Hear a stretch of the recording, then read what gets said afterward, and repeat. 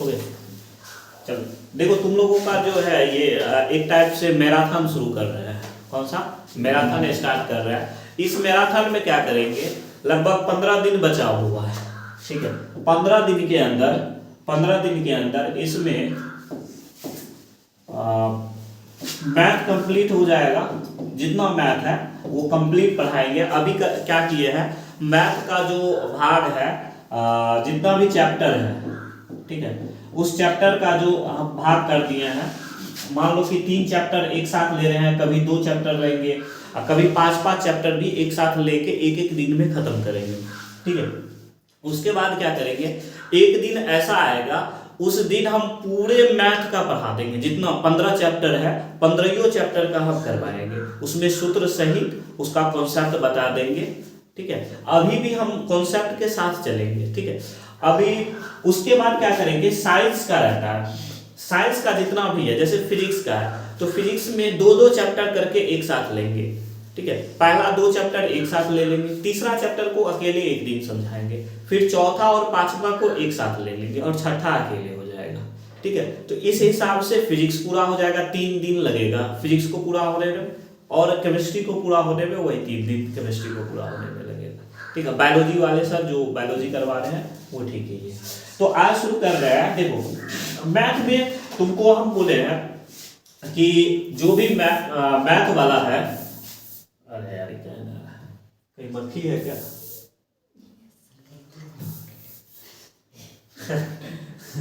कहीं है बैठा हुआ वहाँ सर, वहाँ नीचे। हाँ, ये हो गया। कभी कभी परेशान कर देता है, ठीक है। नॉर्मल रहते हैं, ठीक है। अब देखो, सबसे पहले जो हम तुम्हारा एनालिसिस किया है, क्वेश्चन का एनालिसिस किया है, उसमें क्या था। देखो, पहला जो चैप्टर है वास्तविक संख्या, वास्तविक संख्या, ठीक है। दूसरा जो चैप्टर है बहुपद, और तीसरा चैप्टर है द्विघात समीकरण, चौथा द्विघात समीकरण, और 5वां जो चैप्टर का नाम है ये 5 चैप्टर है, ठीक है। इस 5 चैप्टर को अगर तुम कंप्लीट कर लोगे ना, इस 5 चैप्टर को अगर कंप्लीट कर लेते हो, तुम्हें 15 को क्वेश्चन रहता है। 15 क्वेश्चन, 15 दूना 30 नंबर जो है, ऑलमोस्ट इस 15 जो क्वेश्चन रहता है, इस 15 में से 12 और 13 क्वेश्चन जो है यही से रहेगा। 15 में से 12-13 क्वेश्चन इसी 5 चैप्टर से रहता है। क्योंकि अब की बार जो है कितना, कम से कम कितना क्वेश्चन पूछेगा, 30 क्वेश्चन पूछेगा। कितना क्वेश्चन पूछेगा? 30 क्वेश्चन में से तुम समझो 12 क्वेश्चन यहां से आ जाएगा, 12 से 13 क्वेश्चन यही से रहेगा। और जो हम अभी 45 क्वेश्चन करवाने वाले हैं, 45 क्वेश्चन में जो रहेगा, तुम समझो 20 क्वेश्चन तो ऐसे हैं जो कि कॉन्सेप्ट वाइज है। 25 क्वेश्चन जो है एक टाइप का क्वेश्चन है, उसी का मतलब टाइप बदलते जा रहा है, ठीक है, ऐसे करके। तो इस 45 क्वेश्चन को तुमको बार बार प्रैक्टिस करना है। तो क्योंकि तुम अगर बार बार इस 45 क्वेश्चन को करते हो तो 45 में से 10 क्वेश्चन तुमको एज ए टीज रहेगा। हो सकता है तो 1-2 नंबर इधर उधर हो, लेकिन अगर 45 क्वेश्चन मतलब 10 क्वेश्चन, 15 में से 10 क्वेश्चन जो है एज ए टीज रहेगा, तुम समझो, एज ए टीज। इसलिए इसको करना बहुत ही ज्यादा जरूरी है। उसके बाद हम कल साइंस का करवाएंगे, फिर परसों मैथ पे आएंगे, ठीक है। एक दिन ऐसे गैप कर करके अभी हम सबसे पहले शुरू करने वाले हैं। देखो, जो सबसे ज्यादा क्वेश्चन पूछा जाता है, बहुपद और द्विघात समीकरण, ये दोनों का कॉन्सेप्ट लगभग सेम है। दोनों का कॉन्सेप्ट क्या होता है? सेम है। इसलिए इन दोनों को मिला के इन 12-13 में 6 क्वेश्चन यही से, इसी दोनों चैप्टर से रहता है, तुम समझो, इसी 2 चैप्टर से 6 क्वेश्चन। तो आज हम करने वाले हैं 4 चैप्टर। इसमें कौन कौन सा? 5 चैप्टर है, 5 में से 4 हम आज ही करेंगे। एक बहुपद करेंगे, द्विघात समीकरण, 2 चर वाले होगा यहाँ पे, ठीक है। द्विघात यहाँ पे मान लो दो चर वाले रैखिक समीकरण हो जाएगा, द्विघात समीकरण हो जाएगा, एपी हो जाएगा। आज 4 चैप्टर करेंगे। 4 चैप्टर करने के बाद कल या नेक्स्ट क्लास जब भी होगा उसमें वास्तविक संख्या करेंगे और त्रिकोणमिति करेंगे। इसके साथ एक बड़ा टॉपिक लेंगे, जैसे त्रिकोणमिति बहुत बड़ा टॉपिक है और वास्तविक संख्या। फिर उसके बाद अलग अलग जैसे देख लेते हैं कैसे कंप्रोमाइज करते हैं कौन से टॉपिक के साथ किसको किसको, तो वो उसके बाद देख लेंगे। ठीक है, तो आज हम सबसे पहले शुरू करते हैं बहुपद।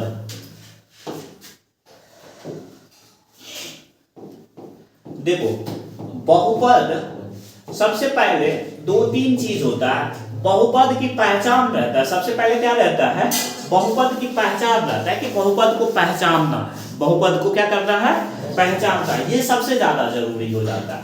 तो 2-3 चीज है, जितने भी संख्या अलजेब्रिक एक्सप्रेशन होता है ना वो सब तुम समझ लो बहुपद है।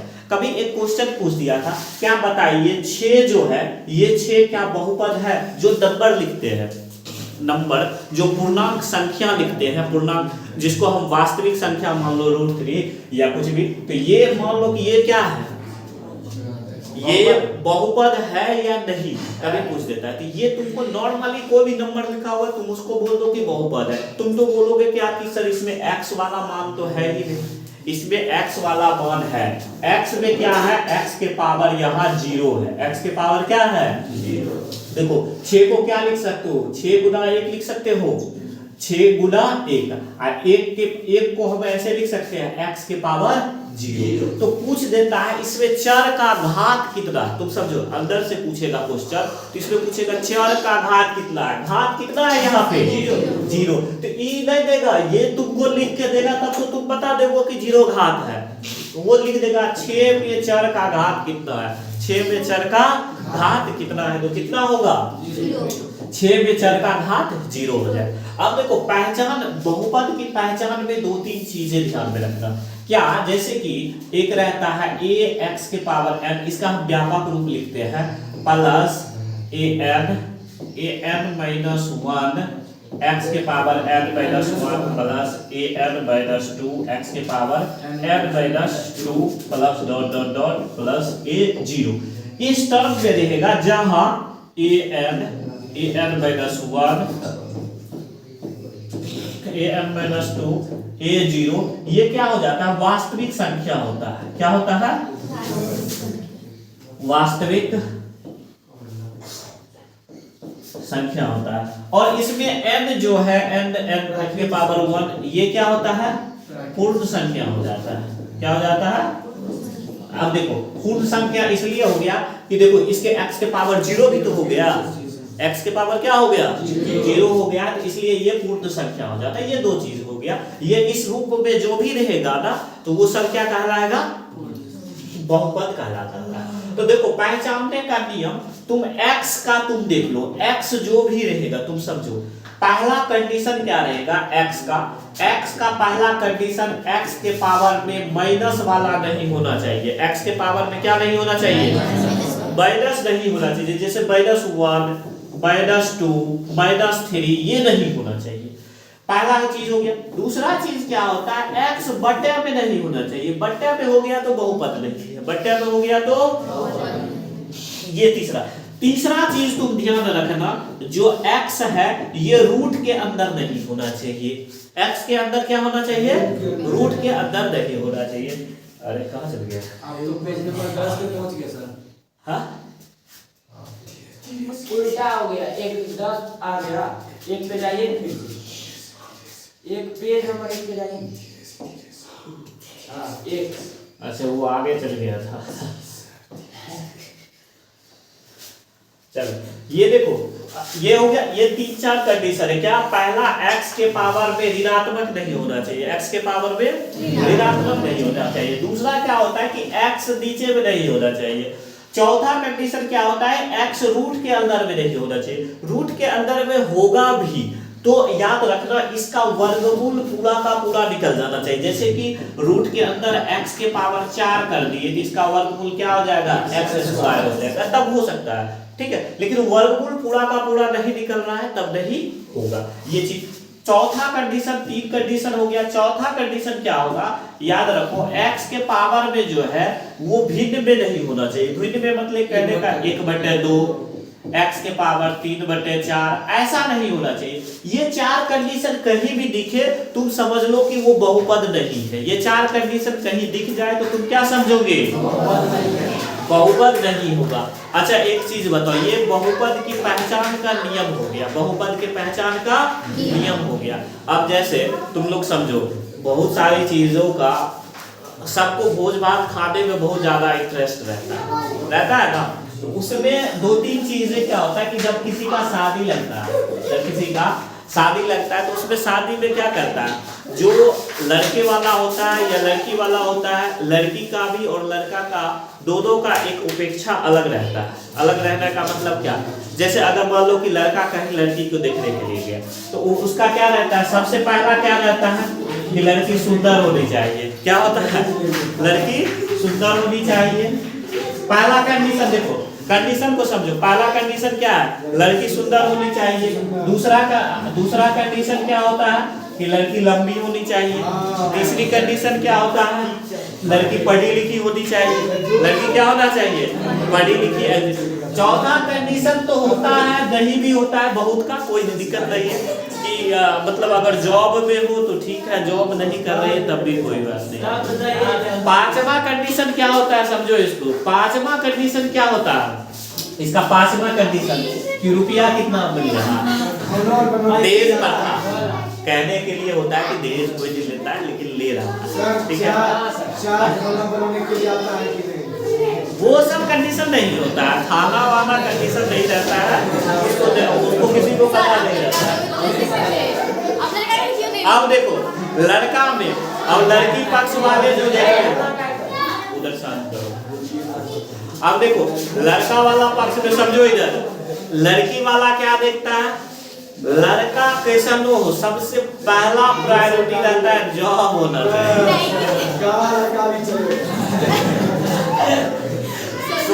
पूरा भी बन जाएगा अगर जॉब ले लिए ना। समझो अगर तुम जॉब ले लिए तब तो तुम्हारा बल्ला बल्ले है, तब तो तुम जैसा होगा वैसा, जैसा चाहेगा वैसा हो जाएगा। नहीं हुआ तो थोड़ा दिक्कत हो जाएगा, तुम समझ लो। ऐसा समझो जैसे इसमें प्रॉब्लम होता है, फिर आगे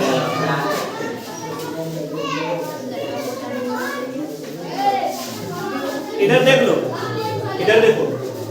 अगर इस प्रकार से शादी में ये कंडीशन फुलफिल होता है तब जाके उसी प्रकार से शादी हो पाती है।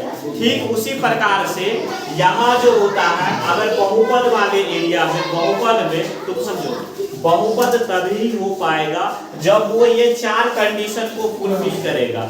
4 कंडीशन को फुलफिल करेगा तभी बहुपद। थोड़ा सा उन लोगों को बोल दो, कोई हल्ला नहीं, सबको बोलो चुपचाप रहे।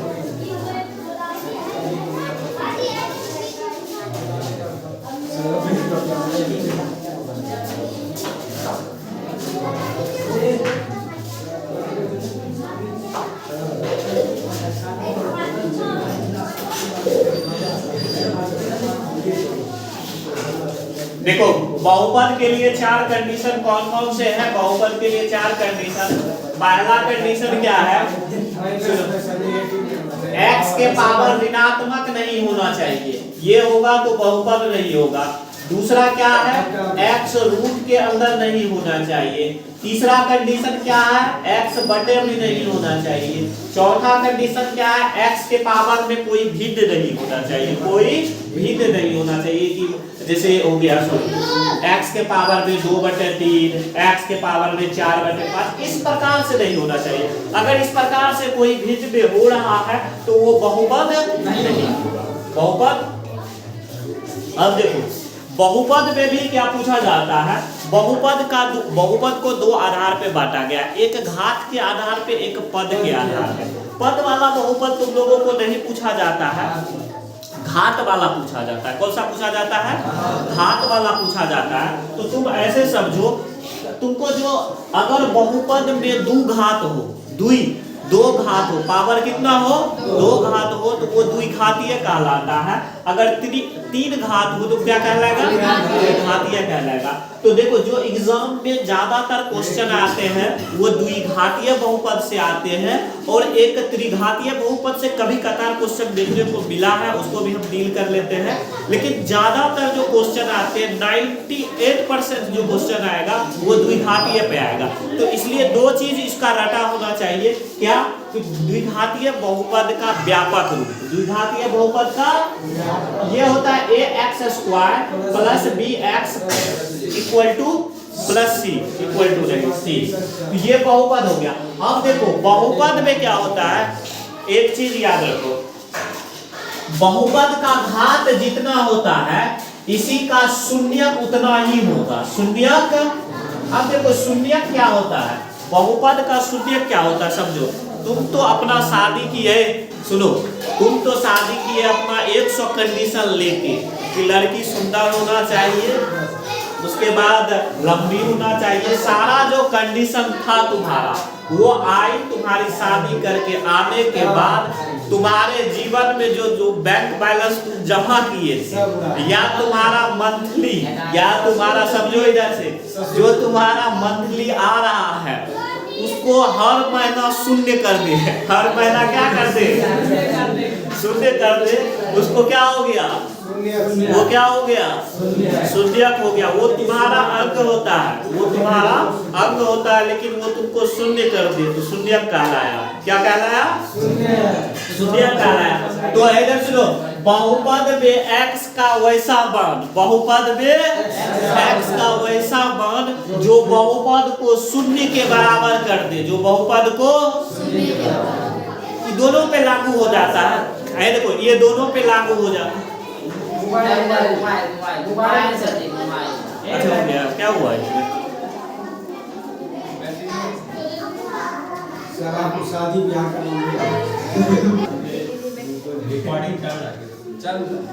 चल इधर सुनो, शून्यक हो गया। इसमें दो चीज कह सकते हैं। क्या कह सकते हैं? देखो तुम्हारा दो तुम्हारे घर में पूरे घर को शून्य करने वाला दो आदमी होता, या उस घर की बहू या उस घर की बेटी, दो आदमी मिलके उस घर को शून्य कर, मतलब बहन भी शून्य कर देती है। भाई का पैकेट रखा हुआ है, जेबी मतलब पर्स रखा हुआ, निकाल लिया रुपया, तुम घूमते हो हमने लिए हैं, कहने के लिए कर देगा। तो जो घर, इधर सुनो, जो घर के आमदनी को शून्य कर दे, जो घर के आमदनी को क्या कर दे? शून्य कर दे, उसको क्या कहेंगे? शून्यक कहेंगे। तो जो बहुपद में, देखो बहुपद के x का वैसा मान, x का वैसा मान जो शून्य के बराबर कर दे उसको क्या कहेंगे? शून्यक कहेंगे। क्लियर है? देखो अब जो शून्यक कितने होंगे? देखो जितना बड़ा फैमिली, जितना बड़ा उतना बड़ा शून्यक, जितना बड़ा फैमिली जितना बड़ा घात। देखो घात 2 है तो शून्यक, घात 3 रहेगा तो शून्यक, घात 4 रहेगा तो शून्यक। समझ में आया कि नहीं आया? अगर यहाँ घात 2 है तो इसके शून्यक क्या हो जाएंगे? 2, अल्फा और बीटा, 2 शून्यक होते हैं। तो देखो शून्यक निकालने का 2 विधि होता है। यहाँ पे समझो, शून्यक तुम निकाल सकते हो यहाँ पे पहला गुणनखंड विधि से। कौन सा विधि से? इसमें से गुणनखंड विधि के द्वारा हम इसके शून्यक को निकाल सकते हैं, वो देखेंगे क्वेश्चन के माध्यम से। फिर एक होता है द्विघात समीकरण में फार्मूला के आधार पे, सूत्र के आधार पे द्विघाती सूत्रीय विधि के द्वारा भी हम इसके शून्यक को निकाल सकते हैं। अब देखो शून्यक निकालने का ये हो गया गुणनखंड विधि। अब कभी कभी क्वेश्चन 2 टाइप से रहेगा कि अल्फा प्लस बीटा, यानी कि रहेगा, समझो क्वेश्चन की बारी की, क्वेश्चन कैसे पूछा? शून्यकों का योग अगर बोल दिया, क्या बोल देगा? शून्यकों का योग, यानी कि तुम्हारे घर में 2 है, एक पत्नी है, दूसरी कौन है? बहन है। वो दोनों मिल के खर्चा कर रही है, दोनों मिल के क्या कर रही है? खर्चा कर रही है, बहन और पत्नी। तो शून्यकों का योग हो गया। योग मतलब समझ लेना, दोनों मिल के जो खर्चा करेगी तो वो -b/a। ये क्या हो जाएगा? -b/a। तुमको माइनस में लेके जा रही है, दोनों मिल के कर रही है खर्चा, ठीक है? और दोनों के सहभागिता अगर खर्चा हुआ, समझो इधर, दोनों का सहभागिता खर्चा हुआ, अल्फा इंटू बीटा हुआ, तो सी बटे क्या हो जाएगा, ए हो जाएगा।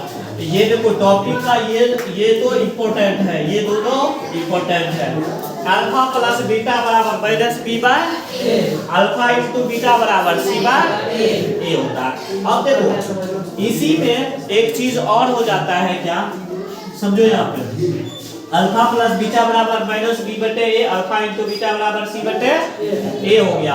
इसके बाद क्या करेगा, कभी क्या करेगा, दोनों का मान दे देगा, अल्फा दे दिया बीटा दे दिया, अब बोलेगा बहुपद निकालिए, बहुपद निकालिए। तो क्या करेंगे, इसके क्वेश्चन को हम देखो, इसको छोटा कर लेते हैं।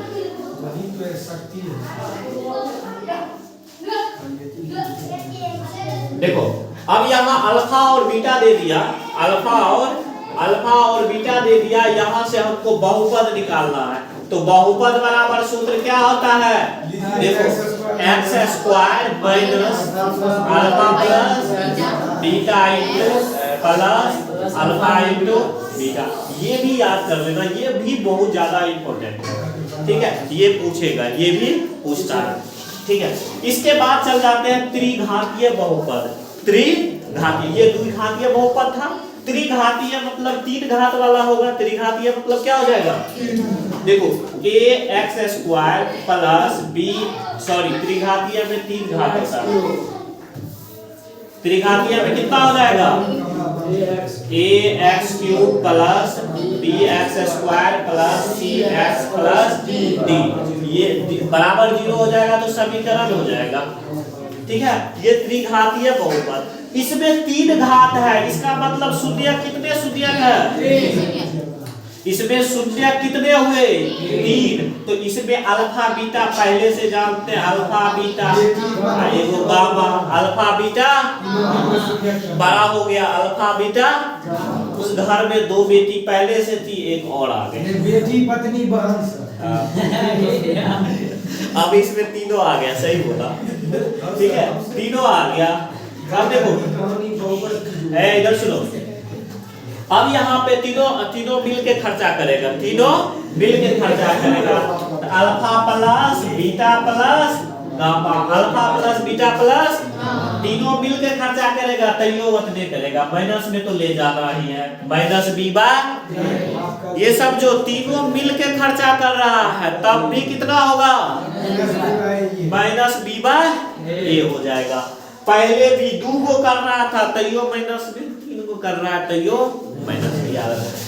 अब देखो तीसरा क्या होता है, 2 का संयोग करके करेगा खर्चा, 2 का संयोग करके, इसको भी समझो, ये समझो, कभी कभी गलती कर इधर देखो, अगर एक अल्फा है, दूसरी बीटा है, तीसरा गामा है, 2 का गुणनफल फिर जोड़ हो जाता है, फिर 2 का गुणनफल, पर जैसे कि एक दिन में ई 2 खर्चा कर रही है तो ई 2 का गुणनफल और क्या हो जाएगा, गुणनफल अल्फा इंटू, फिर अगला दिन आया तो बीटा ई 2 का, मान लो ई 2 में झगड़ा हो गया, सास पुतों में झगड़ा हो गया, ठीक है, तो इन दोनों में झगड़ा हो गया, तो इसको छोड़िए, ननद के साथ आप चल गई, ननद अब तो बीटा गामा हो गया। अब इसमें बीटा, ये जो गामा है, तो मान लो कि बहू झगड़ालू है, तो फिर इससे भी झगड़ा कर ली, ननद से भी, तो ये भी हट जाएगा, फिर ये अपने मम्मी के साथ मिल के खर्चा करेगी, तो गामा और अल्फा, तो ये हो जाता है, देखो इसमें alpha into beta plus beta into gamma, gamma into alpha बराबर क्या हो जाएगा, ये हो जाता है। अब तीनों मिल के कोनो काम होता है, जब तीनों देखो घर में कभी भी लड़ाई होगा, अपना में भले मतभेद है, कहीं दूसरे बाहर वाले से लड़ाई हो जाएगा, तीनों एक हो जाएगा, तब लड़ेगा, समझ गया, तो तीनों एक हो गया, अल्फा बीटा गामा तीनों एक हो गया। ये तीनों मिल के जब लड़ेगा तो समझ रहे हो, उसको ऋणात्मक में दे आएगा, किस में दे आएगा, माइनस में दे आएगा, तो माइनस डी बाय। एक चीज कॉमन है, तुम सब में देखो, ए नीचे ही आ रहा है, ए कहाँ आ रहा है, इसको कभी भी गलती से ऊपर नहीं दे आना। ए कौन है, ए कौन है? ये है जो उस घर का हस्बैंड है, वो हर हमेशा नीचे रहेगा। जो कमाता है वो हर हमेशा कहाँ रहेगा? नीचे रहेगा हर हमेशा। उसका खर्चा उसी का न होगा। देखो वो बेचारा ऐसा भी है, घर में कमाता है, सब काम करता है, लेकिन कुछ बोल नहीं सकता।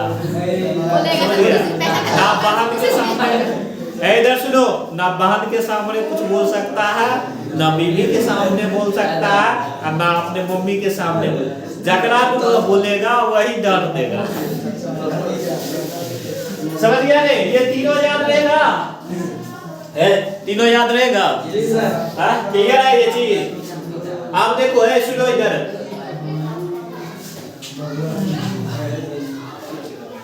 आप देखो यहाँ पे बहुपद हो गया, बहुपद कंप्लीट होता है, इसी को हम जोड़ लेते हैं। अगर द्विघात समीकरण है, द्विघात समीकरण, यही पर हम कंप्लीट करा देते हैं, दो चैप्टर लेके चलेंगे।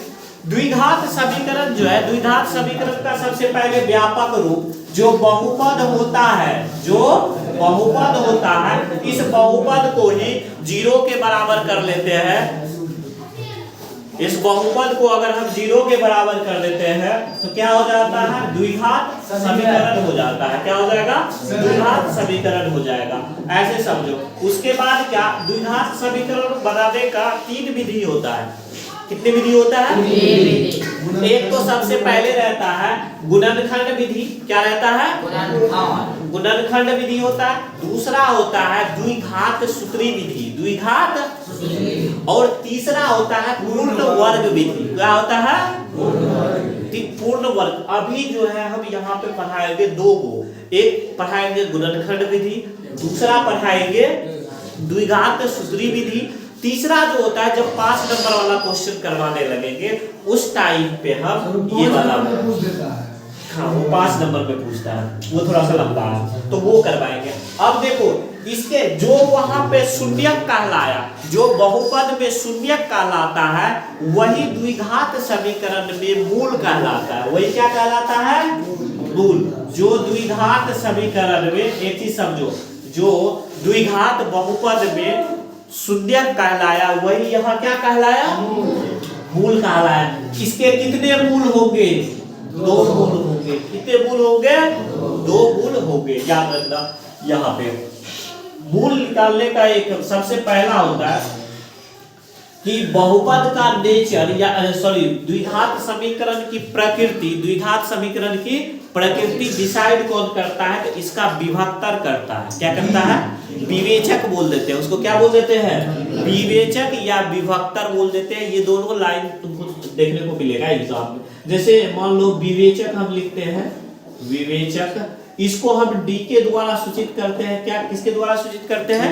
डी के। तो डी बराबर होता है, याद रखना, डी बराबर होता है b² माइनस 4ac होता है। डी बराबर क्या होता है? 4ac, b² minus 4ac। अब देखो इसमें क्या होता है, डी अगर बड़ा होता है 0 से, अगर हम मान निकाले डी का मान अगर 0 से बड़ा आ गया, तब ये जो मूल होगा, मूल इसका जो ये मूल निकालेंगे तो ये 2 हो जाता है, वास्तविक तथा असमान हो जाता है। क्या होता है? वास्तविक तथा असमान। असमान कहने का मतलब होता है बराबर नहीं आएगा। 2 मूल जो होते हैं वो बराबर नहीं आएंगे। दूसरा कंडीशन क्या होता है? d बराबर 0 हो जाए, d बराबर 0, तो ये होता है वास्तविक तथा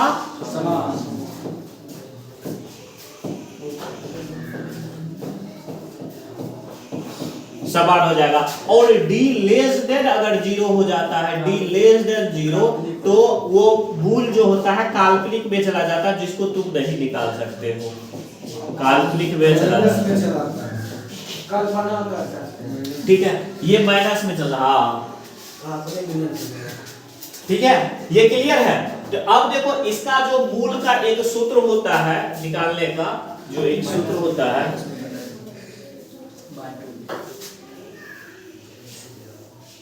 देखो एक मूल निकालने का जो x बराबर सूत्र होता है, x बराबर minus b plus minus root के अंदर बी स्क्वायर माइनस 4ac बटे 2। अब देखो बी स्क्वायर माइनस 4ac को क्या बोलते हैं, डी बोलते हैं ना।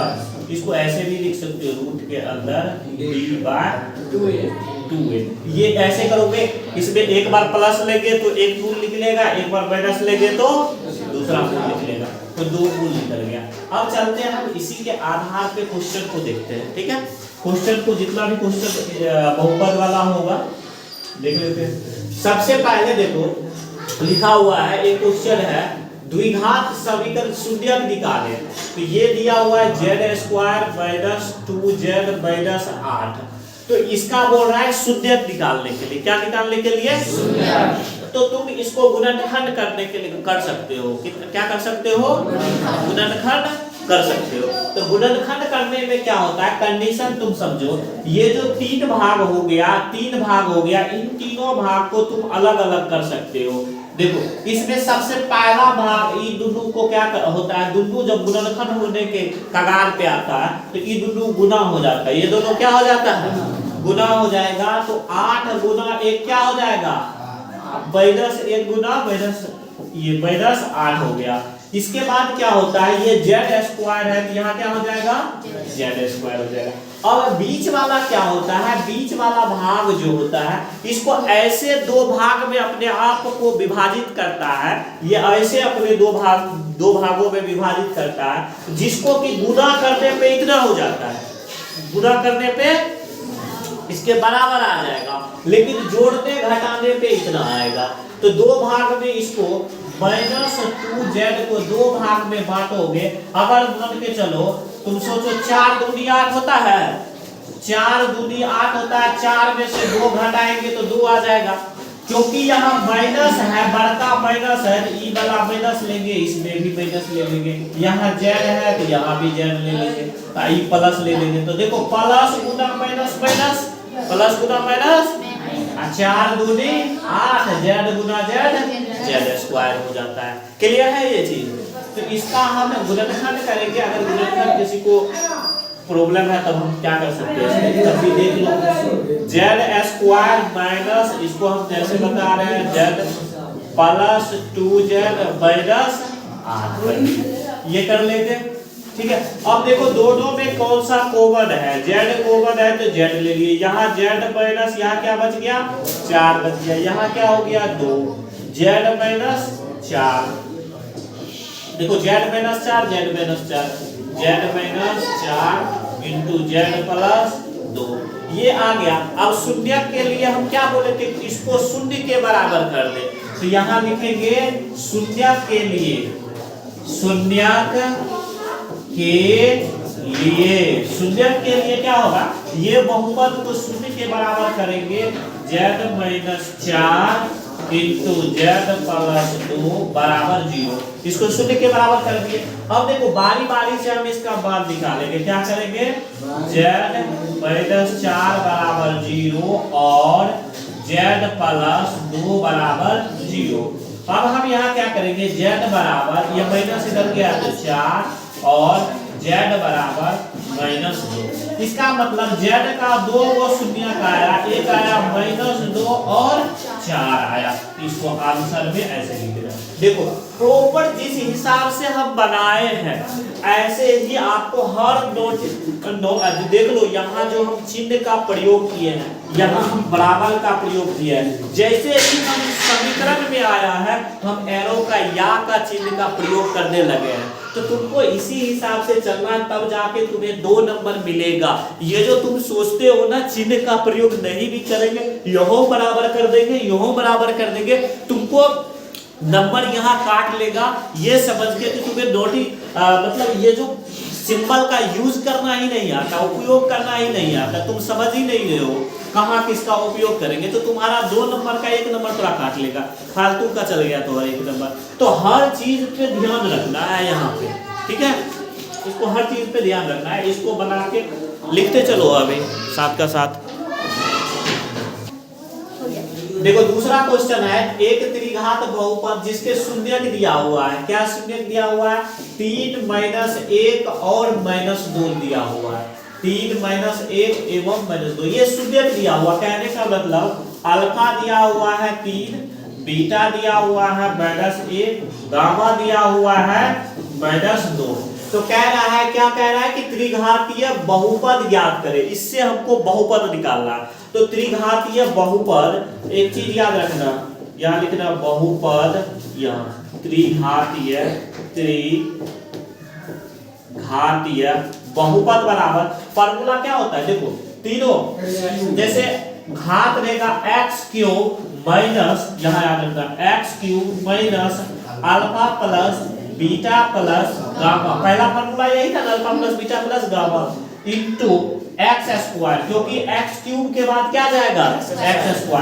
अब एक बार याद रखना, इसमें अल्टरनेट होते रहता है चीजें, देखो एक बार प्लस होगा, दूसरी बार माइनस, तीसरी बार फिर प्लस, फिर माइनस, ऐसे चलते रहेगा। तो ये प्लस में है, माइनस हुआ तो यहाँ क्या चल जाएगा माइनस। दूसरा क्या बताए थे, प्लस हो जाएगा। यहाँ बताए थे अल्फा बीटा गामा, इन दोनों का गुणनफल, तो क्या हो जाएगा बताओ, alpha into beta, beta into gamma, gamma into alpha, यहाँ क्या हो जाएगा प्लस, हाँ माइनस, एक बार प्लस एक बार माइनस, याद रखना इसमें, माइनस अल्फा बीटा गामा। ये क्या हो गया, त्रिघातीय बहुपद, ये क्या हो गया, त्रिघातीय बहुपद का ये लिखने का हो गया। अब देखो इसमें जो दिया हुआ है जिस प्रकार से, उसी प्रकार से लिखो, इसको थोड़ा सा छोटा कर लेते हैं, ठीक है। यहां देखो, अब इसको क्या कर सकते हैं बताओ, x³ माइनस अल्फा का मान कितना दिया हुआ है 3, बीटा का मान -1 प्लस माइनस क्या हो जाएगा -1, बीटा गामा का मान दिया है -2 x² plus alpha into gamma, तो अल्फा इंटू बीटा, तो 3 गुना -1 3 गुना -1, बीटा इंटू गामा -1 गुना -2 प्लस, उसके बाद देखो गामा इंटू अल्फा, गामा का मान -2 गुना 3, ये कोष्ठ बाद x²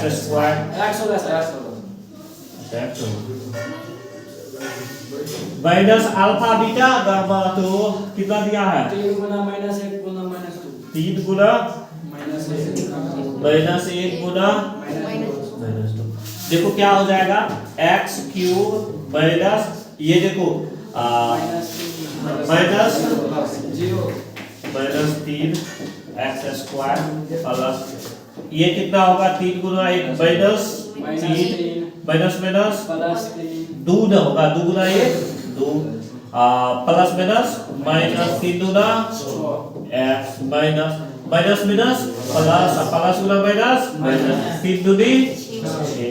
तो यहाँ देखो x³, ये तो जितना है तो ये तो 0 हो गया ना, 0 गुना x 0, तो ये हो जाएगा, ये देखो 6 3 2 में से 2 जाएगा तो माइनस 7x माइनस 6, यही हो गया त्रिघातीय। तो इसमें देखो x वाला x² वाला टर्म्स 0 हो गया, x² वाला टर्म्स क्या हो गया 0 हो गया। क्लियर है ये सब चीज, ठीक है। देखो इसको, चलो तीसरा नंबर क्वेश्चन देखो रे, क्या कहता है, P ऑफ x देखो भ्रम करने के लिए लिख दिया है। देखो यहाँ पे ध्यान दो, बहुपद अल्फा बीटा, यदि अल्फा बीटा बहुपद इतना के शून्यक है तो इसका बाद ये P ऑफ x लिख के तुमको भ्रम किया है, तुम मत सोचो वही है। P ऑफ x बराबर 2x² - x प्लस 15।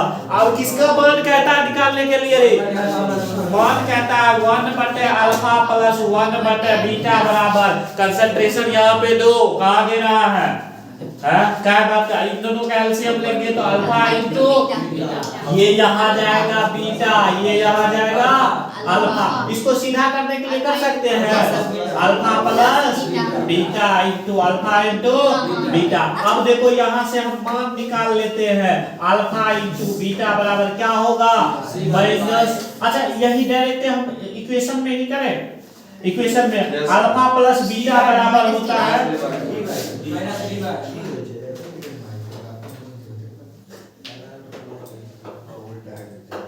देखो यहाँ पे चलते हैं, यहाँ पे क्या हो जाएगा अल्फा प्लस बीटा बराबर माइनस बी बटे ए, अल्फा इंटू बीटा बराबर सी बटे ए। अच्छा तुम एक चीज बताओ, यहाँ जो ऊपर वाला रहता है दो गो, इसको ऐसे ही लिख दो माइनस बी बटे, इसको ऐसे ही लिखो माइनस बी बटे ए हो गया। अब गुना में ये जो नीचे में है इसको ऊपर में ए, अब बटे सी को नीचे में, ए से ए कट गया माइनस बी बटे सी। बी का मान कितना है रे -11, तो माइनस एगो -11 बटे सी का मान कितना है 15 है ना रे 15। क्या वो एक है तुमको रे 6 दिख जाता है, माइनस माइनस क्या